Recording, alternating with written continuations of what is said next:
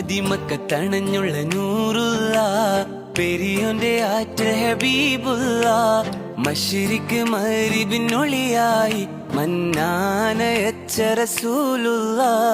മതിമക്കത്തണഞ്ഞ